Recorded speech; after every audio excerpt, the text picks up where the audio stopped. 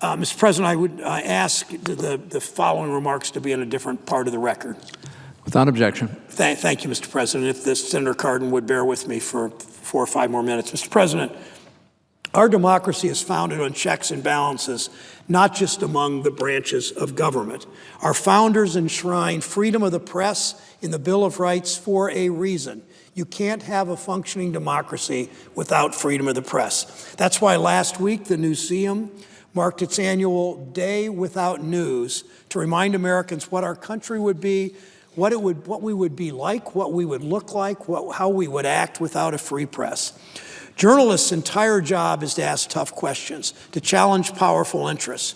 While in church we comfort the afflicted, journalists afflict the comfortable. Reporters put their safety, far too often their lives, on the line, whether it's covering floods and hurricanes at home or traversing the globe to bring us the stories of our troops. We depend on reporters in Ohio and around the world to both bring us the stories that impact our lives, our day-to-day lives, and tell the stories that just simply might not otherwise be told. Supporting a vibrant, independent, proactive press corps has rarely been more important in our country. Yet too often we see reporters restricted, vilified, attacked, even physically threatened, all for doing the jobs for which they were hired.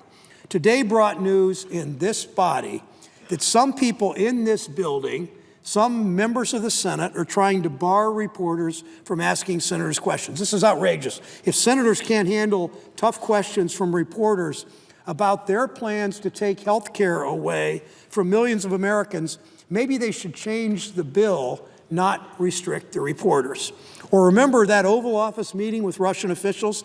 We've seen the pictures with the President of the United States, with the Russian foreign minister, with the Russian ambassador. We've seen those pictures, but what we need to remember about those pictures, those photos that ran on front pages around this country and all over the world, those photos weren't taken by American journalists. The President of the United States threw them out of the Oval Office. Those pictures were taken by the Russian state media. The Russian state media was allowed to be in the room with the President of the United States in the Oval Office, hallowed ground in our democracy, while the American press was thrown out. The Russian state media, the old Soviet news agency TASS, the remnants of the old Soviet propaganda machine.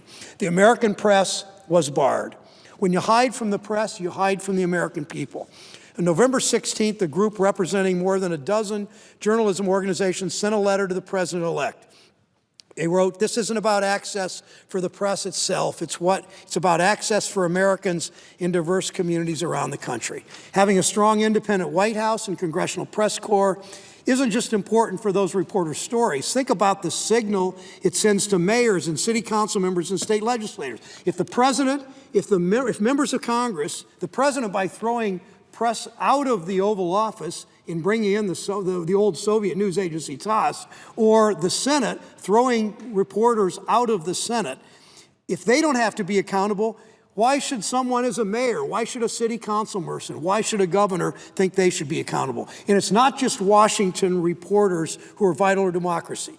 It's reporters in Ohio telling the stories, bringing us the faces of the opioid epidemic that devastates families and communities. It's Ohio's editorial pages highlighting how important the Great Lakes Restoration Initiative is to our drinking water and our state's economy. It's enabled Senator Portman and me and bipartisan senators all over the Great Lakes, from New York, Pennsylvania, Ohio, Indiana, Illinois, Michigan, Wisconsin, Minnesota, senators from both parties fighting back in stopping the cuts that would have destroyed so much of the progress in cleaning up the Great Lakes.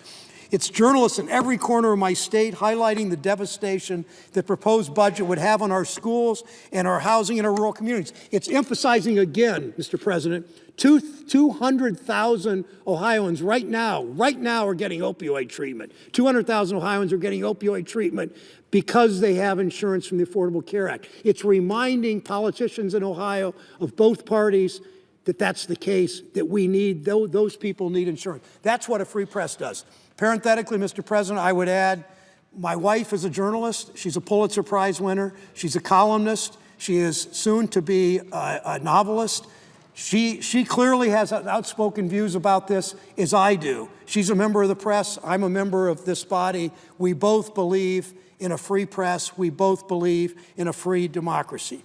We answer to journalists in this body because they are the eyes and ears of the people we serve. If you can't stand, if none of us are strong enough and articulate enough and gutsy enough to stand before reporters and ask tough questions about your positions, and maybe you ought to rethink your positions. We need diligent, courageous reporters to dig up their stories. We need independent editors to put them on front pages. We need media organizations willing to hold the powerful accountable. The American people have a right to know what's going on in their own government, from the White House down to the City Council office. The behavior today of the Rules Committee, the Rules Committee decision to ban reporters from, television reporters specifically, from this body is just reprehensible. Thomas Jefferson said our liberty depends on freedom of the press. That cannot be limited without being lost. That's as true today as it was more than 200 years ago at the time of our country's founding. To all the reporters out there, thank you.